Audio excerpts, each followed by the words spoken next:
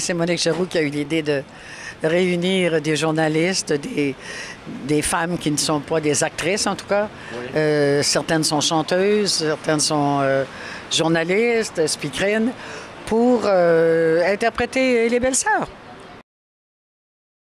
C'est un rêve qui date de très très longtemps, de jouer du Tremblay, parce que je pense qu'on est toutes un peu quelque part un personnage de Tremblay quand on est une fille d'ici. Et très souvent on m'a dit, ben oui mais t'es tellement française, toi on dirait que t'es française, puis comment ça fait que t'es québécoise, mais voyons, ça ne peut pas, t'es française. Et je disais, un jour je jouerai du Tremblay puis vous verrez ça si je suis pas québécoise. Je trouve que c'est un magnifique cadeau, je suis vraiment émue qu'on ait pensé à moi. Vous n'avez pas hésité une seule seconde? Ah non, pas du tout. J'étais très touchée parce que c'est un texte qui m'a beaucoup marqué. Je pense que les billets vont partir très vite. Mais je pense qu'il y a plein de femmes de qualité qui vont faire. On est toutes très emballées, je pense. On est vraiment toutes folles de participer un petit peu à l'histoire des Belles-Sœurs. Je m'y attendais pas du tout, mais pas du tout. Comment avez-vous réagi quand vous avez eu l'appel? Ben, j'étais vraiment... pour moi, c'était merveilleux. J'ai tout de suite dit oui. J'ai pas hésité une seconde. C'est Monique Giroux qui m'a appelé.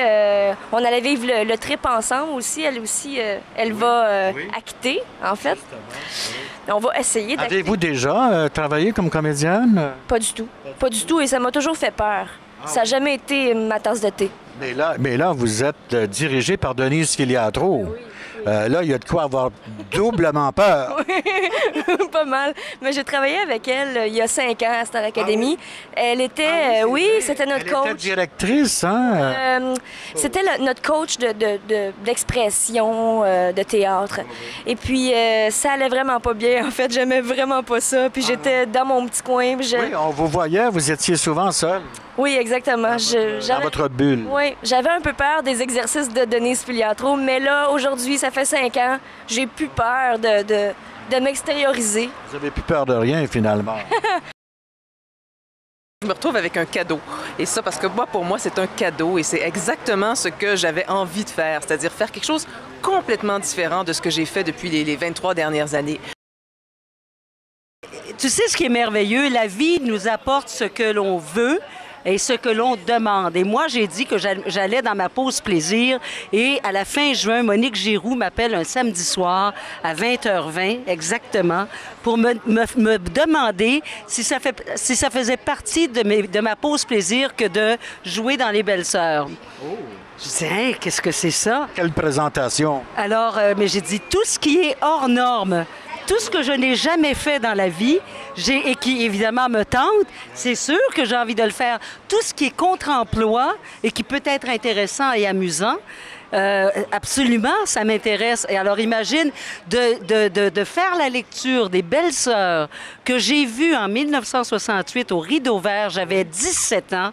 Je te jure que c'est quelque chose de me retrouver sur la scène à lire les textes. Ça, c'est extraordinaire.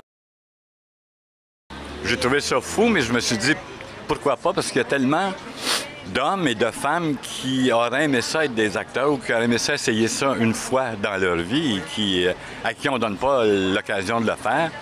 Alors pourquoi ne pas le faire pour les 40 ans des Belles-Sœurs? Et ça se fait et je trouve ça formidable. En plus, c'est pour une bonne cause, c'est pour...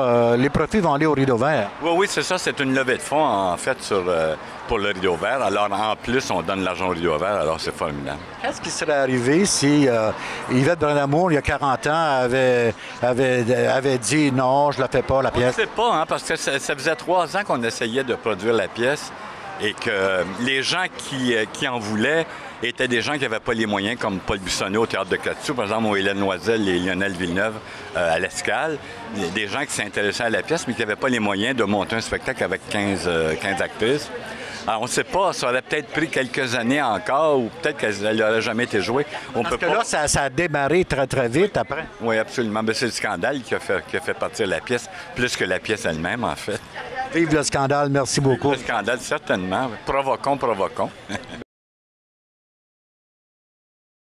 Vous avez été surprise que Michel Tremblay accepte comme ça que son texte soit... Non, pas du tout. J'ai pas été surpris. Je connais trop Michel parce que lui, ça l'honore et il adore ça, des challenges comme ça. Lui, ça le fait rire, puis dans le bon sens, là. Oui, non, ça le trouble, ça l'enchante. Il est comme un enfant, Michel.